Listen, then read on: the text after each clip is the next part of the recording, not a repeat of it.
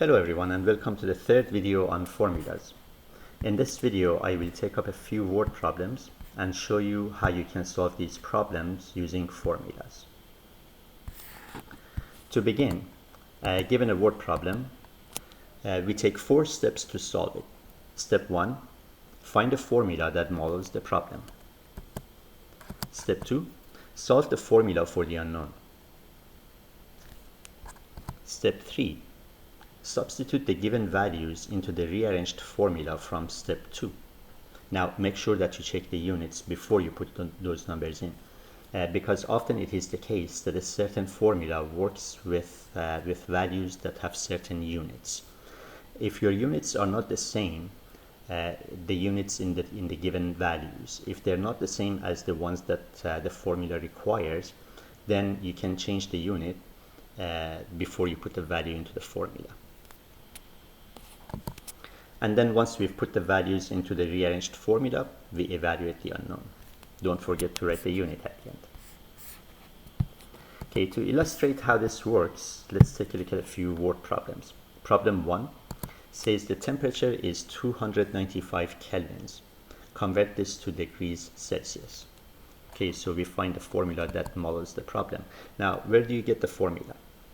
Either you know the formula, because maybe you studied the topic, or you research it on the internet, let's say, or you find someone who you think knows about the topic. And eventually for this problem we will come to the formula capital T is equal to T0 plus lowercase t. And in this formula, capital T is temperature in kelvins, lowercase t is temperature in degrees Celsius, and capital T with subscript 0 is the freezing point of water, but not in degrees Celsius, in kelvins. T0 is a constant. Its value is always 273.15 kelvins.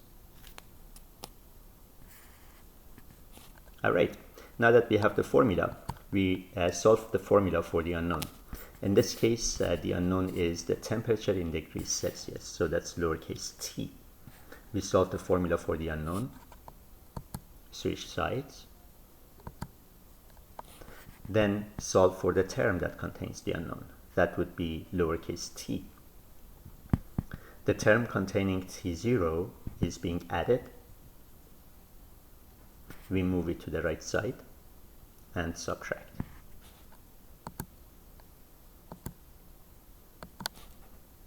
Okay, now that we have rearranged the formula for the unknown, we put the given values into the formula. Don't forget to check the unit. So lowercase t is equal to, now capital T has to be in kelvins. That's what we have, 295 kelvins. And then T0. Now again, either you know that T0 is always 273.15, or you find out about it on the internet or ask someone, but in any case its value is always 273.15. Now if you're taking, let's say, a course and your prof doesn't give you the value for T0 in a problem like this, that means that they expect that you know it. Otherwise they would give it to you in the body of the word problem. Okay, so we've put the values in. Now we work out the subtraction, and we end up with 21.85 degrees Celsius. Don't forget to write the unit at the end. Okay, let's move on to problem number 2. How long will it take for me to drive from Toronto to Montreal if I drive at a speed of 110 kilometers per hour? The distance between Montreal and Toronto is 506 kilometers. Okay, so for this problem, we find a formula that models the problem. This formula is D equals Vt. D is distance covered in kilometers. T is travel time in hours. V is speed in kilometers per hour. Next, we solve the formula for the unknown. Now, this problem says how long will it take for me to drive from Toronto to Montreal. So we're talking about time, travel time. It's T that's unknown. We rearrange the formula and solve it for T. Switch sides. Solve for the term that contains the unknown. There is only one term on the left. It's done already. Next, we solve for the factor that contains the unknown. And there are two factors within this term. There is v and t. We are solving for the factor that contains the unknown. That would be t. And because v is being multiplied by, on the right side you divide by it. So t becomes equal to d divided by v. Next, we put the given values into the formula. So we have t is equal to, now for d, that's the distance between Montreal and Toronto, 506 kilometers. Check the unit, it's kilometers. And that's what we need here as well, kilometers. Okay, so we put down 506. And then for speed, we have 110 kilometers per hour. The unit is kilometers per hour, and that's what we need in the formula as well. And so we put down 110. And then we evaluate the unknown. Don't forget to write the unit. So t becomes 4.6 hours. Now, a couple of things about this solution is, number one, the second step where you solve the formula for the unknown, strictly speaking, it's not necessary. You can put the values that are given into the formula as it is, and that way you'll end up with only one unknown, and the rest of the values will be numbers. Some people find it easier to work with numbers rather than quantity symbols, which is fine, except that these solutions tend to be a bit messy.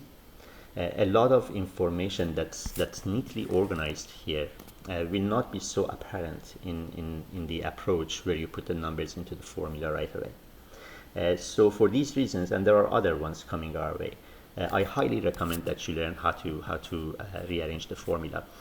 People who skip that step, I think it's fair to say that the reason is because they're not really good at rearranging formulas. This is a skill that you need to have. It's a very, very important skill in math. So I would recommend that you practice it.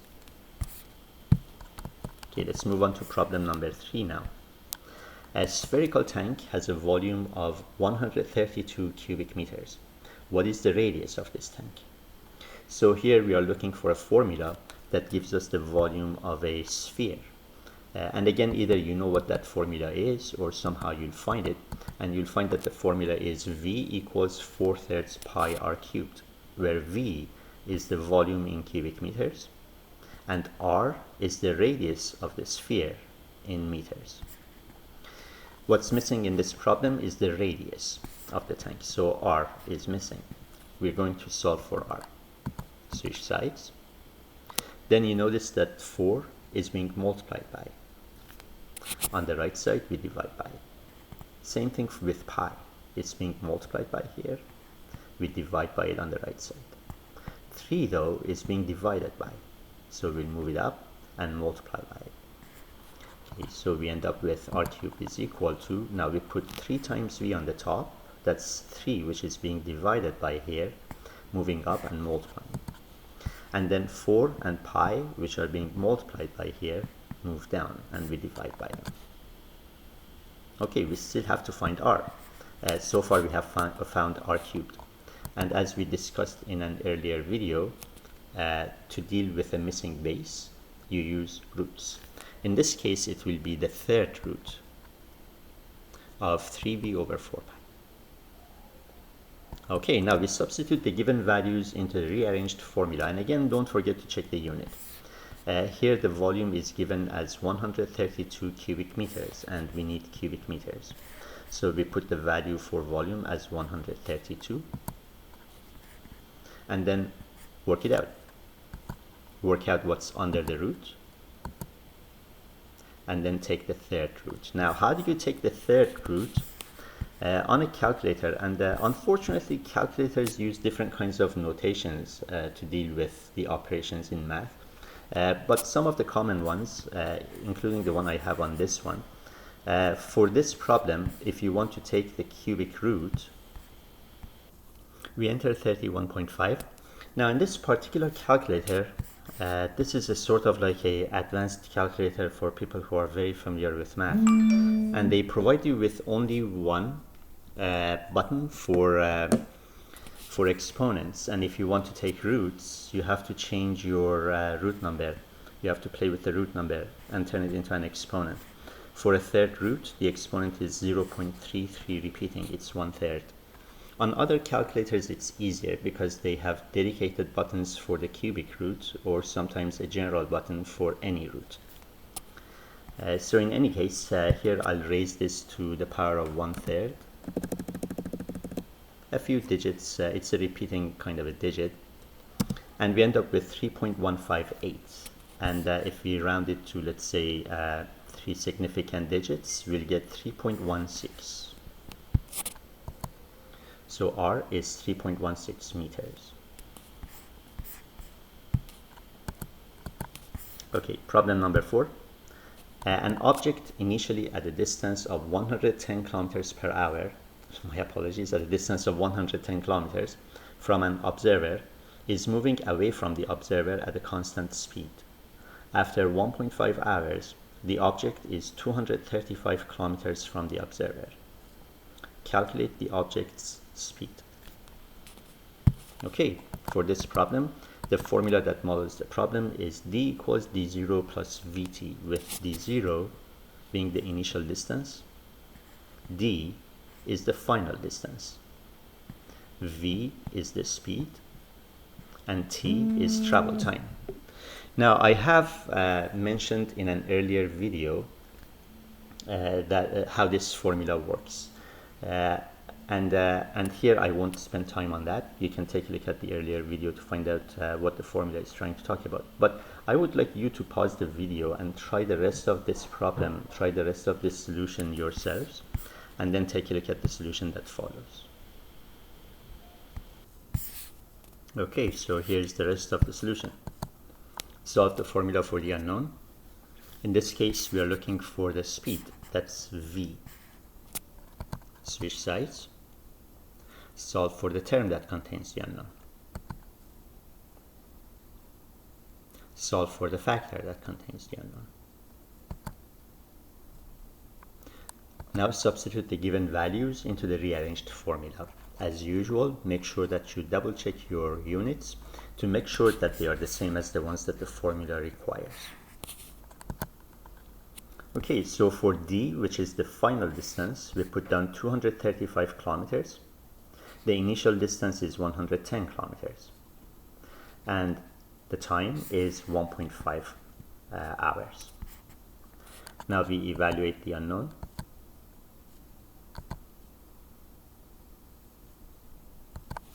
And we get 83 kilometers per hour.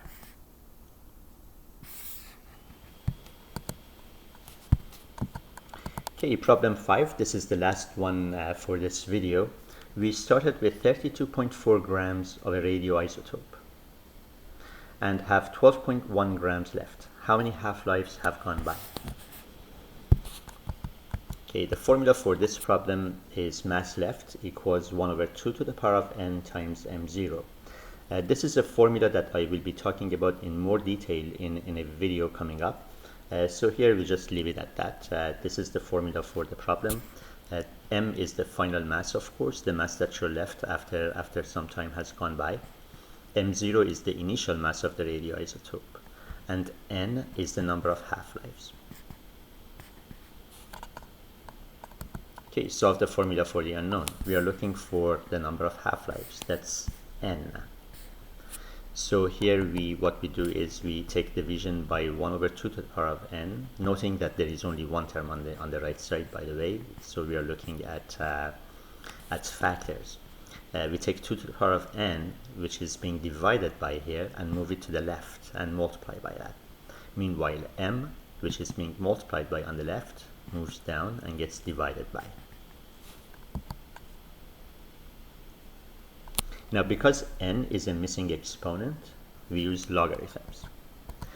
Log to the base 2, of course, because the base here is 2 of m0 over m. Okay, now we put the given values into the formula, and we simplify 18.7 over 2.1 to get 8.9047. Now the question is, how do we find the log to the base 2 of this number? And one of the issues that you'll find is that on most calculators, there is no log to the base 2 button or log to the base 3 button. There is only one log button, and if it doesn't say what base, by agreement it's always 10. In fact, if your base is 10, you don't write it down. It's very unusual for someone to write the 10 down. Maybe if they write it down, it's because they want to emphasize that the base is 10, but otherwise you don't write it down. So this log button that you see on the calculator is log to the base 10, and that means 10 to the power of what is equal to 8.9. What I'm seeking is 2 to the power of what is 8.9. And so this button cannot be used. Now, if you have a fancier kind of a calculator, then you can enter the base when you take the log. But the majority of calculators today don't have that. And the question becomes, well, how do we deal with that kind of limitation? When I need to take log to the base 2, my question is 2 to the power of what is 8.9. When I have log to the base 10, if I use this button right now, I will be answering the question 10 to the power of what is 8.9.